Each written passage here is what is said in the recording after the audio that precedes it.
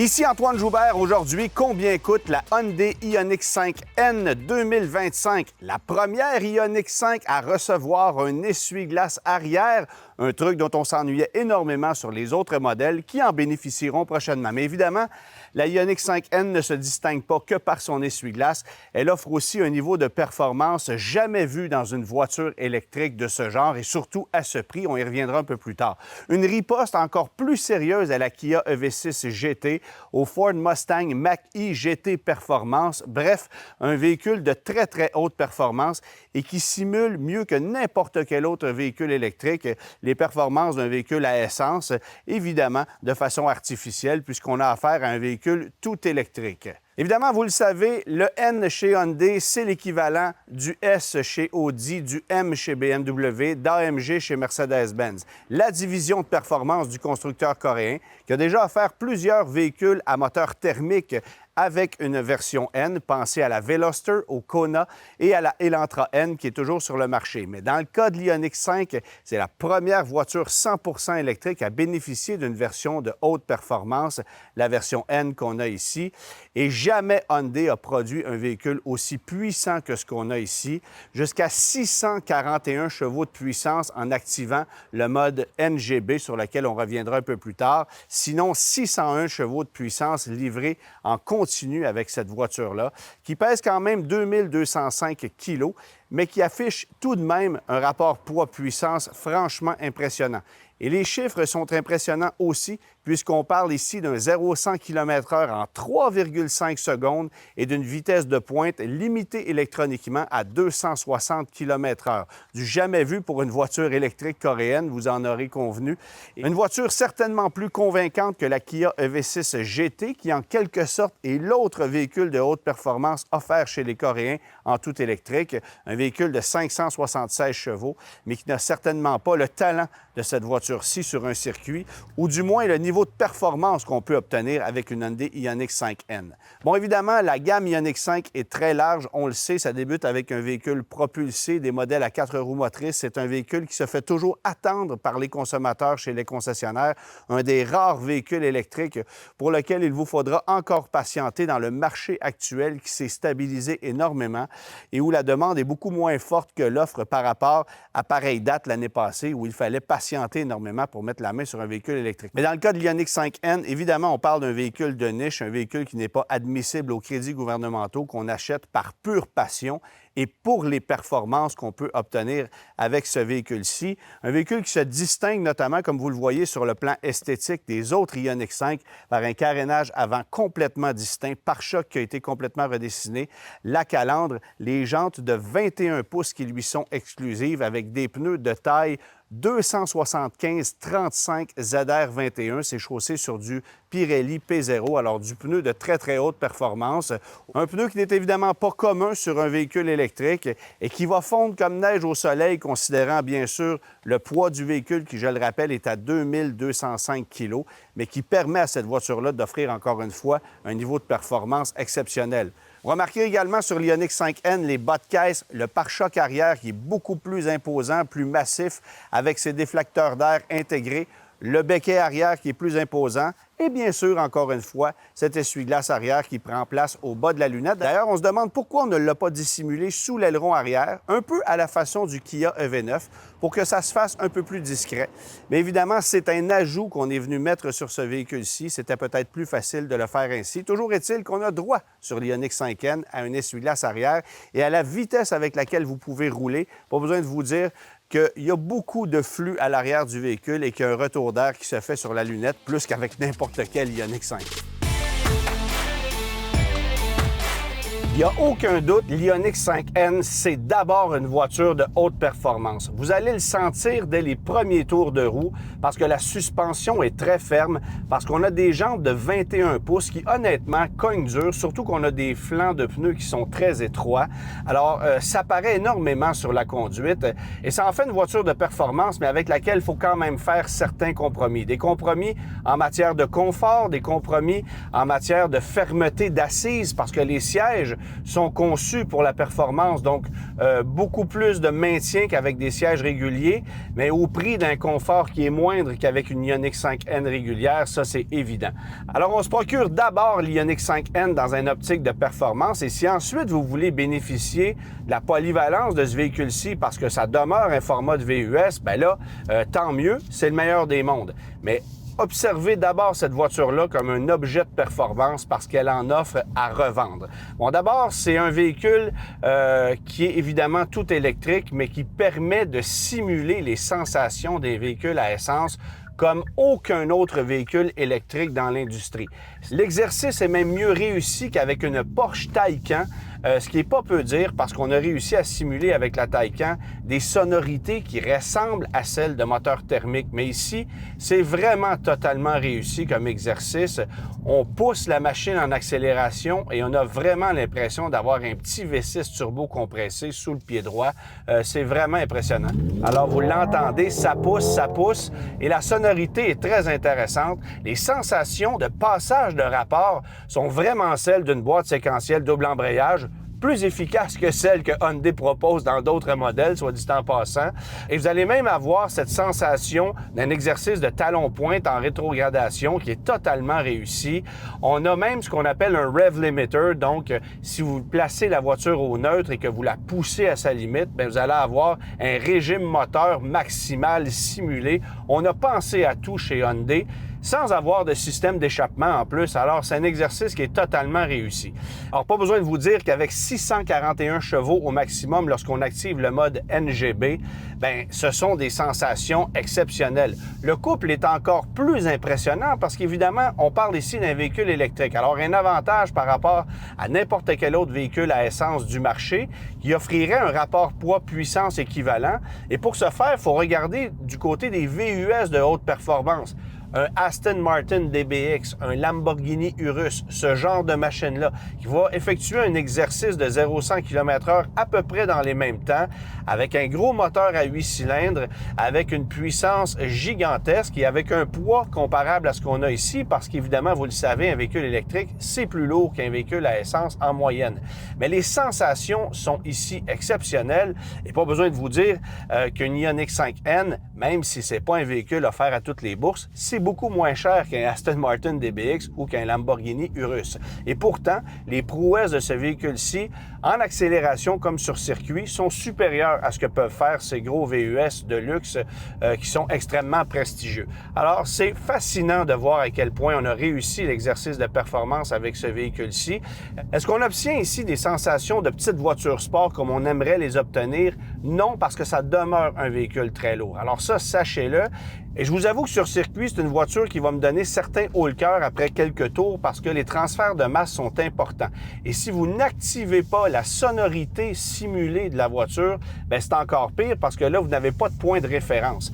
Un petit truc d'ailleurs qui est décevant, c'est qu'il est possible d'acheminer toute la puissance aux roues arrière, de faire un exercice de drift avec cette voiture-là, de casser le véhicule essentiellement pour s'amuser sur un circuit. Mais à ce moment-là, vous perdez la simulation sonore qu'on peut obtenir lorsque vous placez la voiture sous différents modes. Alors, c'est un peu décevant de ne pas pouvoir marier les deux pour justement pouvoir bénéficier de cette référence sonore qui permet de mieux contrôler le véhicule, j'oserais dire. Mais c'est peut-être le petit point décevant de cette voiture-là si vous voulez la pousser sur un circuit. Maintenant, qui fera cet exercice-là de pousser une Ioniq 5N sur un circuit? Difficile à dire, mais ce que je peux vous dire, c'est que les pneumatiques vont fondre comme neige au soleil. On a ici du Pirelli P0 21 pouces sur une voiture de 2205 kg électrique, dont toute la masse se situe très près du niveau du sol. Évidemment, on a affaire en plus à un véhicule à 4 roues motrices avec un moteur électrique situé sur chaque essieu. Alors, pas besoin de vous dire que les pneumatiques vont travailler très fort et vont s'user très vite. Bon, évidemment, on a aussi pensé à immobiliser le véhicule parce que ça va être un véhicule très rapide en accélération et il faut aussi être capable de freiner efficacement. 15,7 pouces de diamètre au niveau des disques ventilés à l'avant, 14,2 à l'arrière. Alors, c'est très impressionnant au niveau de la taille des freins et de leur efficacité, mais c'est certain que l'efficacité des pneumatiques joue aussi pour beaucoup dans l'immobilisation du véhicule lorsque vous êtes sur circuit. Les transferts de masse sont importants, mais on sent que le véhicule est capable de tout faire faire très efficacement. On ne sent pas trop de roulis. Honnêtement, c'est surprenant ce que la voiture est capable de faire. En fait, je vous dirais que la limite sur circuit va se situer au niveau de votre propre corps, c'est-à-dire à quel point vous serez capable de composer avec les sensations de cette voiture-là, avec les transferts de masse, parce que le haut le cœur peut venir assez vite, comme je vous le disais un peu plus tôt, et personnellement, j'ai un peu de misère avec ça. Je vais préférer de beaucoup une voiture plus légère avec laquelle je vais faire corps, parce qu'ici, c'est probablement le gros défaut. Faire corps avec une voiture de cette masse-là, c'est assez difficile. Mais n'empêche que l'Ioniq 5N est capable de prouesses incroyables. C'est la voiture électrique de performance la plus impressionnante que j'ai jamais pu conduire, et j'inclus là-dedans l'Audi e-tron RS GT, la Porsche Taycan, ce genre de bolide-là, qui sont franchement impressionnants, mais qui coûtent 250 275 000 $, des factures qui sont non justifiables. Alors qu'ici, honnêtement, bien que la voiture ne soit pas accessible à tous, mais le prix est drôlement plus raisonnable. Je vous ai parlé des sensations de conduite, évidemment des prouesses que cette voiture-là est capable de faire, mais il faut aussi souligner que c'est un véhicule qui, au quotidien, est quand même assez facile à vivre. Plus ferme que toutes les autres Ioniq 5, mais avec une direction qui est plus précise, avec des sensations qui sont plus intéressantes, pour une voiture qui, au final, est tout simplement plus passionnante à conduire, parce qu'on va se le dire, une Ioniq 5 régulière, on ne l'achète pas pour le plaisir au volant. C'est un véhicule qui est efficace sur le plan du rendement énergétique, de la polyvalence, mais c'est pas un véhicule passionnant à conduire. Ici, c'est tout le contraire. Et on obtient quand même une autonomie un peu plus raisonnable qu'avec la Kia EV6 GT, qui conserve une batterie dont la taille est la même que les autres versions de la Kia EV6, alors qu'ici, on pousse la note à 84 kWh au niveau de la taille de la batterie. Alors, ça permet d'aller chercher un peu plus d'autonomie. On l'annonce à 356, c'est essentiellement ce que vous ferez en conduisant le véhicule de façon normale. Mais évidemment, comme c'est une voiture de performance et qu'on a envie de la pousser, bien souvent l'autonomie peut être réduite. Dans les pires conditions, en hiver, avec des pneus d'hiver, par grand froid, si la voiture est rechargée à l'extérieur, vous ferez au mieux 200 km d'autonomie. Alors, il faut quand même prévoir ce déplacement dans ce cas-là, parce que c'est une voiture qui consomme quand même passablement d'énergie, plus de 25 kWh par 100 km en situation régulière, ce qui explique pourquoi, à 84 kWh au niveau de la taille de la batterie, bien, vous réussissez à peine à faire 350 km. Alors, en plus de la sonorité mécanique qu'on vient simuler ici en appuyant sur les modes N, on va simuler également des sonorités intérieures qui vont vous permettre d'avoir une sensation plus particulière au niveau de la conduite sans exploiter les modes de performance. On les a nommés de 3 façons, les modes de conduite ou les modes sonores, devrais-je dire. Le premier, c'est ignition, ensuite évolution et finalement supersonique.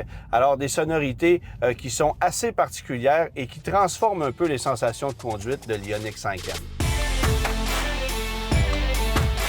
L'Ioniq 5N, vous l'aurez compris, c'est une machine à sensations. On a réussi ici un exercice sans précédent dans le monde des voitures électriques, c'est-à-dire de simuler les sensations d'une voiture à moteur thermique mieux que n'importe quelle autre voiture de l'industrie. Et pour ça, franchement, chapeau à Hyundai.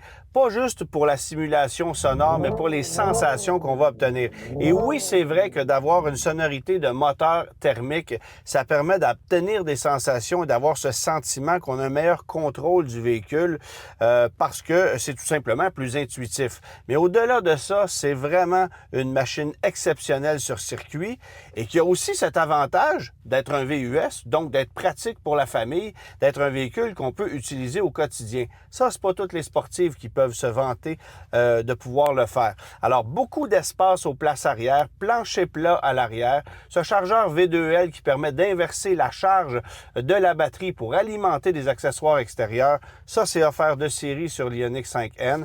On a du volume cargo en masse au niveau du coffre, bien sûr. Beaucoup de dégagement aux places avant. Je vous le mentionnais un peu plus tôt, les sièges qui ont beaucoup plus de support. Personnellement, j'aurais aimé pouvoir ajuster l'inclinaison de l'assise qu'on ne peut pas faire. Alors, ça ne sera pas nécessairement agréable pour tout le monde. Les personnes de petite taille se sentiront peut-être mal installées au volant de cette voiture-là parce que justement, le bassin est peut-être placé un peu trop bas par rapport aux genoux. Pas d'ajustement de ce côté-là. Mais n'empêche, neige, on a une bonne position de conduite, on a une super bonne visibilité sur ce véhicule-ci et on a modifié certains éléments par rapport à l'Ioniq 5 régulière qu'on retrouvera sans doute sur l'Ioniq 5 régulière l'année prochaine, notamment le volant qui a été redessiné. Ici, on vient ajouter des boutons pour les fonctions de conduite, bien évidemment, surpiqûres sur le volant qui sont propres à cette version de l'Ioniq 5N, les sièges qui sont différents, je le mentionnais un peu plus tôt, mais aussi cette console centrale qui a été modifiée, où là, on a un véritable bloc fixe, contrairement à une console coulissante qu'on a sur d'autres versions. Ici, vous allez avoir le chargeur par induction, quelques prises USB-C, un espace de rangement sous la console et un accoudoir fixe sous lequel vous pouvez ranger des éléments. Bref, c'est tout simplement plus polyvalent, c'est mieux pensé et disons que c'est une amélioration par rapport aux autres Ioniq 5 du marché. Instrumentation 100% numérique qu'on peut paramétrer bien sûr pour avoir davantage de visuel à saveur sportive, ce que vous n'aurez pas dans les autres versions. Mais là où ça devient un peu mélangeant, c'est honnêtement au niveau des différents modes de conduite. Vous pouvez gérer ça via les boutons placés sur le volant. Vous pouvez aussi aller dans les menus de l'écran central, gérer les modes de conduite, la sonorité, la gestion de la traction pour avoir un véhicule qui est en mode propulsion ou en 4 roues motrices. Et il y a tellement de fonctions différentes qu'on devient mêlé dans la façon de conduire son véhicule. Oui, on peut paramétrer tout ça et appuyer tout simplement sur les boutons qui sont sur le volant.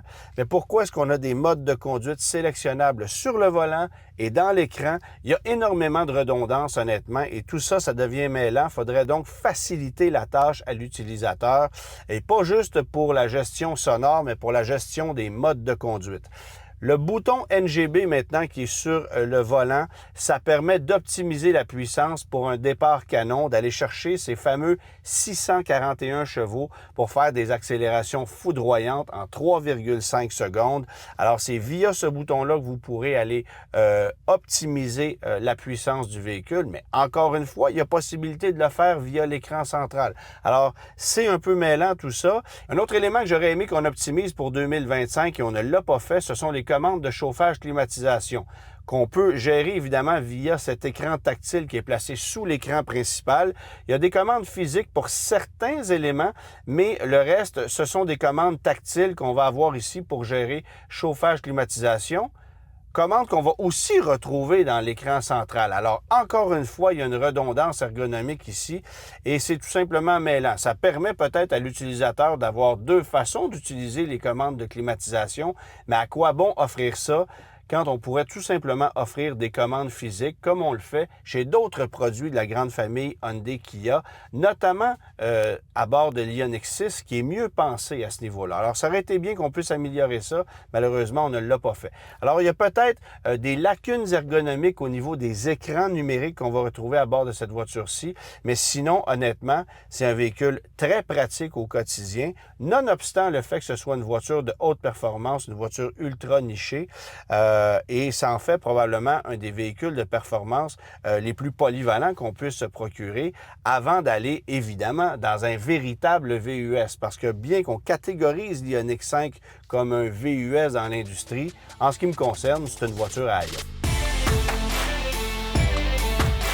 Assurément que la facture de l'Ioniq 5N vous semblera salée par rapport à celle des autres voitures électriques coréennes. Ça, c'est certain. Maintenant, le rapport prix-performance de ce véhicule-ci est quasi imbattable. Comparez la facture d'une Ioniq 5N, par exemple, à celle d'une Ford Mustang GT avec ensemble performance, à celle d'une BMW M2. Vous serez à peu près à la même adresse, mais pour une voiture qui offre un niveau de performance de loin supérieur aux voitures que je viens de vous nommer. Les sensations ne sont pas les mêmes, la philosophie n'est pas la même, mais n'en demeure pas moins que pour obtenir un niveau de performance très élevé à prix raisonnable, évidemment, on y reviendra d'ici peu, bien, l'Ioniq 5N est difficile à battre. Alors, voici le prix officiel pour cette voiture-ci. Avant les frais de transport préparation, c'est 78 199 $. Vous ajoutez tout ça, vous êtes à 80 866 $. C'est le prix d'entrée pour une Ioniq 5N au Canada pour l'année modèle 2025. Et viennent s'ajouter ensuite que les options de couleur ou des accessoires de concessionnaire si vous souhaitez en ajouter. Et l'option de couleur qu'on a ici, c'est le bleu performance qui coûte 1 500 $ de plus. Et les choix de couleurs, bien, il y en a 6 au total. Le noir, le blanc, 2 tons de gris qui sont matifiés. Vous allez avoir le bleu performance qu'on a ici, sinon un orange qui est très voyant, qui est très élégant également. Mais dans le cas qui nous concerne, c'est 1 500 $ l'option. Alors, ça porte la facture à 82 366 $. Alors, si vous décidez de financer ce véhicule-ci sur un terme de 72 mois, bien évidemment, il n'y a pas de crédit gouvernemental qui s'applique tant du provincial que du fédéral, encore une fois, parce que le prix d'entrée est à 78 199 $. Mais vous allez payer 1 592 $ taxes incluses sur 6 ans pour mettre la main sur cette voiture-ci. Et si vous choisissez une autre couleur, ça pourra être un tantinet moins cher. Dans le cas de la location, on a réussi à aller chercher des valeurs résiduelles qui sont quand même assez élevées. Alors, ça permet d'avoir un écart de mensualité qui est quand même assez important sur un terme de 4 ans, 20 000 km par année par rapport à un financement 6 ans. C'est 1 234 $ taxes incluses sur 4 ans que vous allez payer si vous décidez de louer le véhicule. Alors, 80 000 km d'allocation, après quoi vous remettez les clés ou vous rachetez le véhicule pour sa valeur résiduelle. Alors, toujours est-il que c'est une belle curiosité que l'Ioniq 5. Et la grande question en terminant, est-ce que la technologie proposée ici avec l'Ioniq 5N pourrait se retrouver peut-être du côté d'un produit de Genesis, mais surtout sur la berline Ioniq 6, qui essentiellement est le même produit qu'on a ici, mais avec un centre de gravité plus bas, avec un poids qui est un peu moins élevé, de 40 kg si on compare les équivalents chez l'Ioniq 5 et l'Ioniq 6, et avec un coefficient aérodynamique qui est nettement plus efficace que ce qu'on a ici, parce que, je le rappelle, l'Ioniq 5 n'est certainement pas un véhicule électrique efficace sur le plan aérodynamique. Alors, si jamais on crée une version N de l'Ioniq 6 avec ce degré de performance, bien, on risque d'en gagner encore davantage et pour un prix qui serait probablement équivalent.